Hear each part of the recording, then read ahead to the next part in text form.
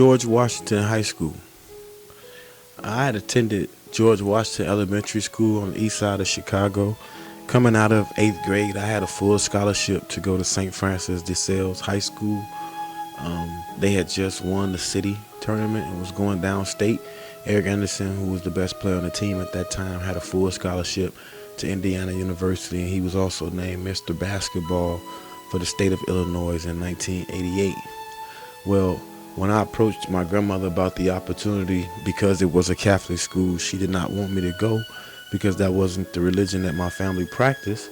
And I told her I wasn't going to the school for religion. It was a good opportunity for basketball, but she wanted me to go to school and be closer to my older brother, so I ended up being forced to go to George Washington High School. Funny story, when I went to George Washington as a freshman, I got cut.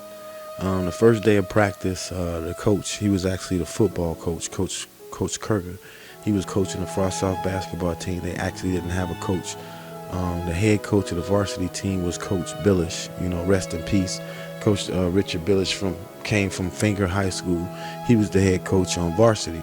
The Frost-Off coach, Coach Kerger, blew the whistle in practice, and all the players, gathered up around him, and a guy, Anthony Telefero, one of my buddies, he smacked the ball out of my hand from behind. Anthony was on the football team, and Coach Kerger heard the ball, and he said to get the hell out of the gym, and I looked at him, and he said, yeah, when I blow the whistle, that means no more dribbling, no more nothing, no more sounds, and you're going to be the example, get out of my gym. And so on the first day of practice, I was cut from the gym. This is actually a true story. I had went to Washington, which was one of the worst high schools for basketball in the city of Chicago at that time, and I ended up somehow subsequently getting cut from the team. Long story short, they had a holiday tournament. Coach Billish was the coach of a freshman team, and naturally we don't have a freshman team in high school, so they only had about five or six freshmen that they pulled from the Frost-Off team, and recruited some other freshmen from the school to make a 10-man roster.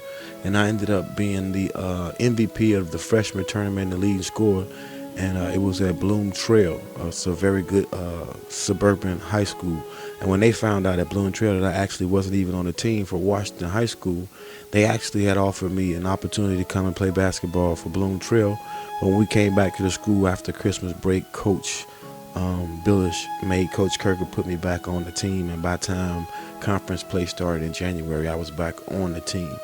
But that was a true story. I was really upset about that, thinking that I had an opportunity to play for one of the best high schools in Chicago, and I was forced to go to Washington and then not even make the team at Washington. Like, wow. It was a good experience, though, for me at Washington. It was funny. Some of the best basketball, I think, at Washington was outside in the back. That was the thing, out back. It was, could you play out back? Because that was peers selecting peers. It was bigger than even making a team, because it was people who went to the school that didn't play basketball or didn't have the grades to play on a team, but play out back. And so it was great basketball out back. These guys, Shannon Wells and Marlon and Cunningham and my older brother and Marcus and those guys. I really used to look up to these guys, and it really, really used to be my goal to be able to get picked and to be out there and to be on the court with these guys. It was really a lot of motivation, and I think that it really helped me over the course of my 4 years there to become a better basketball player. The competition and the level that we had out on the playground, I think, did more for me than actually playing. There was a thing too out back. It had a one rim that everybody kind of knew was a little bit lower, and if your team was the winning team, you kind of always went that direction. And that was the rim that everybody could dunk on. And then there was another rim that was actually the real 10 feet. And I remember my goal being to be able to dunk on the 10-foot rim. And, myself, my friends, Larry Richardson, Bebe, Gary, we would be out there, and we would be out there playing ball probably after school all evening. And these was the guys who were responsible for helping me and motivating me to come and be the player that I turned out to be. We had open gym on Saturdays, and a lot of the guys that used to go to the school would come on Saturdays, and that competition was very good as well. I think had I went to another school, it probably would have changed the course of what college I probably would have went to or whatever. But at the same time, you can't go back and don't get do-overs in life. George Washington, it was a good experience for me. One of the highlights of my time at Washington was my junior year. Myself, Gary, as well as Bebe and Larry, Chris Thomas, and some other guys, we went, and it was always this game at the beginning of the year, every year, kind of like a Catholic League, public league game, where we would always start off the year playing St. Francis de Sales, the school that I actually had intended on going to originally. And St. Francis had beat Washington almost 20, 25 years in a row. It was like an annual game. And my team of my junior year, we beat St. Francis. And that was really, really, really, really, really, really, really one of those things that I was really extremely excited about. I remember going to the game. It's funny, I was listening to, I had some headphones. I remember I was listening to New Edition, Can You Stand the Rain? And, I was internalizing it as in, can I stand the pressure? This was a big game. This was a school I was supposed to go to. And it was my chance, to get back at St. Francis. And we actually went in there and beat them. And they actually canceled that game after that. No, I don't think they had that game anymore after that. But, yeah, I think, you got to always, when you want to tell a story, you always got to start with the beginning. So many guys, Coley, McGill, so many guys that influenced me, not just from basketball, because then I was a shorty, man. I was a freshman, sophomore in high school, and I had the luxury of having an older brother in high school, and some of his friends took me under their wing. So I always had people that looked out for me, and I had a pretty good, solid foundation. And it just was a goal of mine to, serve everybody well and do everybody proud, and to put that school on the map, because I was determined to make a name for myself in the city of Chicago in the game of basketball, which is not easy from the start. And then especially coming out of Washington High School. I'll talk a little more in depth about how Washington, and I ended up transcending from Washington into Olive Harvey, which is where I went to next.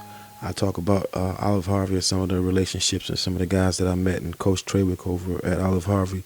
And I guess I'll end it by talking a little bit about Coach Billish. I always liked Coach Billish. I always think that what he gave us as young basketball players really, really, really helped us throughout our basketball careers. And the first day of practice, if you couldn't make a left-hand layup, you were automatically off the team. He was all about fundamentals. He was about right-hand layup, left-hand layup, step-back moves and things of that nature. But he always talked to us about the triple threat, being able to play out of a triple threat. And he always talked to us about this thing called muscle baskets, which is now called a jump stop. But he always talked to us about when you go into the rack to do like a jump stop and gather yourself and make a strong layup as opposed to just going up.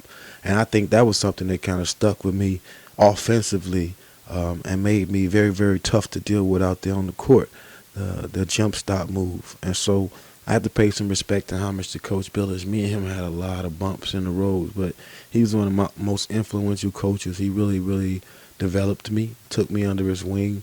He made us all join the cross-country team, because naturally in public school, you're not going to get guys to come out for cross-country. And so he made anyone who wanted to play basketball come out for cross-country. And I think that it was one of the things that kept us in great shape. And I got to say that was a fun time in my life. And I'm going to miss Coach Billish. He was really, really very influential in my career.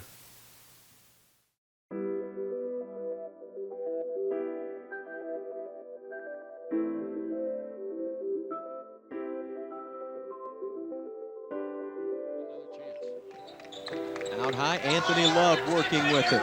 We've played 3 minutes here in the second half. Perry working right there against Hoard. And a steal by Hoard.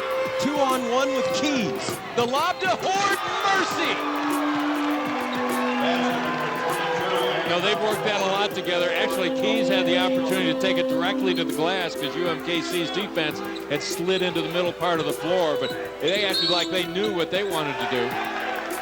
And this foul is going on Anthony Love. They say he shoved off with the right arm. Now they're going to give it to Mulder with the moving screen out front. Second time in this ball game an official has made this call. You tell me if there's, well, here's the replay of the fast break. The high lob. You can see the Keys had a direct line to the basket. Nobody between him and the glass. In the second half.